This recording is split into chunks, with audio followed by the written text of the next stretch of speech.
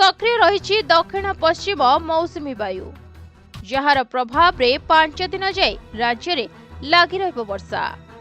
तेबे गोटे पटे मौसुमी वायु सक्रिय और अन्य पटे उत्तर ओडिशा उपकूल को लगी बंगोपसागर रे सृष्टि होइतिबा लघुचाप क्षेत्र पई आगामी 31 जाए राज्य तमाम वर्षार प्रभाव रहिबो। यार प्रभाव रे उत्तर ओडिशा रे बन्या आशंका रहितिबा बेले अलर्ट रे थिबा 13टी जिल्लार जिलापाल मानकु प्रस्तुत रहिबाकु स्वतंत्र रिलीफ कमिशनर निर्देश जाइछि। सेबळे मयूरभंज, केन्दुझर, सुंदरगढ़, झारसुगुड़ा, संबलपुर, बरगढ़, बलांगीर, नुआपड़ा, कलाहांडी, नवरंगपुर एवं कोरापुट जिले में वर्षार संभावना रही।